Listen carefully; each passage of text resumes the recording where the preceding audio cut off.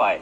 लेकिन इसको लेकर के आईए भी लगातार वार्निंग दे रहा था। अगर आपको याद हो 20 तारीख को भी आईए ने ये कहा था कि देखिए हमें जो मकसद है वहां पर जाकर के जो हम मॉनिटरिंग कर रहे हैं उसमें ईरान सहयोग नहीं कर रहा है। इसके पहले अक्टूबर 2024 में आईए ने कहा कि ईरान न्यूक्लियर प्रोग्राम में सहयोग नहीं कर रहा है। बावजूद इसके कि उसने नॉन प्रोलिफरेशन ट्रीटी पर ईरान ने दस्तखत किए हुए हैं, लेकिन वो सहयोग आईए को जो मिलना चाहिए था इंटरनेशनल एटॉमिक एनर्जी ऑर्गेनाइजेशन को कि वो मॉनिटर करें, उन देख पाए उनके न्यूक्लियर प्रोग्राम को, वो अपडेट्स ईरान नहीं दे रहा था। अब जब ये देखा जा रहा है कि वहां पर हमले हो चुके हैं तो ईरान आगे क्या करेगा। लेकिन जब ये जानकारी आपके पास आती है कि ईरान ने पहले उन इलाकों को खाली करा लिया गया है, उसने जो अपने न्यूक्लियर एसेट्स थे, इंपॉर्टेंट एसेट्स थे, उसको वहां से हटा लिए, तो नुकसान हुआ। तो एक होता है कि स्ट्रेटेजिक गोल क्या था। एक पहला लक्ष्य था उन्हें भेद देना, उसके कार्यक्रम को कम से कम एक दशक पीछे छोड़ देना। लेकिन स्ट्रेटेजिक गोल क्या था? क्या स्ट्रेटेजिक गोल इतना था कि ईरान को एक संदेश देना कि वो 10 साल पीछे चला जाए। लेकिन फिर अगर आपने देखा होगा नेतन्याहू का वो बयान कि हम ईरान को न्यूक्लियर पावर नहीं होने देंगे और अब वो हमारे लिए अगला लेबनान है। अगर इजराइल ये कह रहा है कि हमारे लिए वो अगला लेबनान है, यानी इसी तरह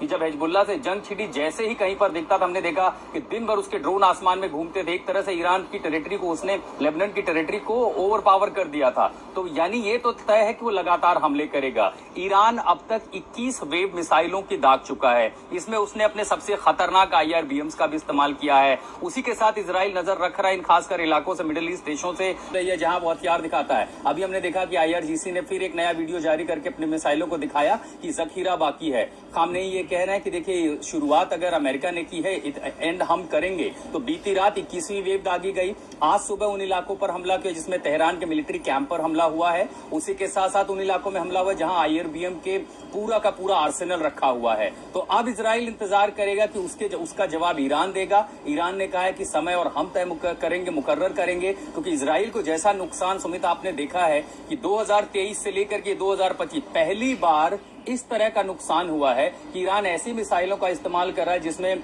क्लस्टर बॉम्ब्स भी हैं और ऐसे भी मिसाइल्स हैं जिनको उसका आयरन डोम भेद नहीं पा रहा। तो ऐसी स्थिति में इजराइल के लिए भी मुश्किलें हैं। इसीलिए दुनिया के हर देश चाहते हैं कि अगर ये तनाव बढ़ा तो रुकेगा क्या। एक अज्ञात लड़ाई की ओर हम आगे बढ़ रहे हैं। यही तो बात कही जा रही है कि आखिरकार देखिए, ईरान के पास उसकी कैपेबिलिटीज इजराइल ने देख ली, अमेरिका ने देख ली है। सबसे बड़ी बात अमेरिका के लिए भी चिंता की बात यह है कि ईरान ने कहा कि समय तो फौज मुकर्रर करेगी, IRGC डिसाइड करेगी। 40,000 अमेरिकन फोर्स मिडिल ईस्ट में तैनात हैं। बहरीन से लेकर के कुवैत से लेकर के सऊदी, जहां पर भी उसके मिलिट्री एसेट्स हैं उसमें 40,000 फौज हैं उसके पास जो मिलिट्री एसेट्स हैं। अगर ईरान किसी एक जगह हमला करता है, अगर ट्रंप की ओर से, अमेरिका की ओर से ये कहा जा रहा है कि अगर जरूरत पड़ती है तो फिर सत्ता परिवर्तन ही हो जाए। अमेरिका ने ऐसी कोशिशें कई जगह की हैं जिसका उदाहरण हमने कई जगहों पर देखा है। फिर चाहे लीबिया हो, चाहे इराक हो, चाहे अफगानिस्तान हो। तो अमेरिका का ये इतिहास रहा है कि वो सिर्फ हमलों तक नहीं रुका है। लेबनान में भी बड़ी संख्या में माना जाता है कि आज भी लेबनान अगर एक डीमिलिटराइज जोन है तो उसके पास बहुत बड़ी मिलिट्री पावर नहीं, तो उसके पीछे भी अमेरिका है। और ऐसी स्थिति में ईरान जिस तरह की सैन्य पावर रखता है, इजराइल को लगता है कि ईरान के पास इस तरह की ताकत नहीं होनी चाहिए कि उसे खतरा महसूस हो। ईरान कहता है कि हम एक सोवरेन नेशन है, हमें खतरा इजराइल जैसे समझते हैं। जो सिचुएशन इस वक्त बनी हुई है, जो ईरान के हालात हो, उसके आधार पर आपको क्या लगता है, क्या स्ट्रेटेजिकली कोई काम करेगा ईरान? क्या रास्ता बंद करके कोई रास्ता निकालेगा? हार्मूज की बात मैं कर रही हूं, क्या वो कदम उठाएगा या सीधे हमला? ईरान क्या चुनेगा?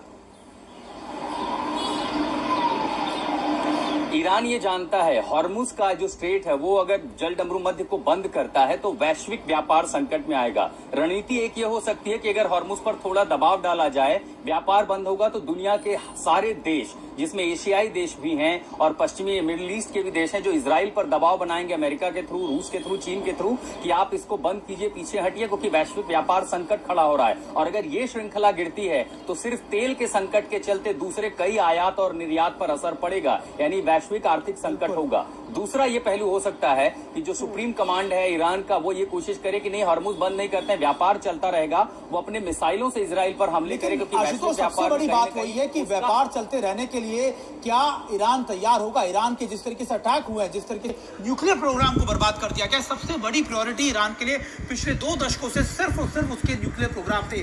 तो जनरल सुलेमानी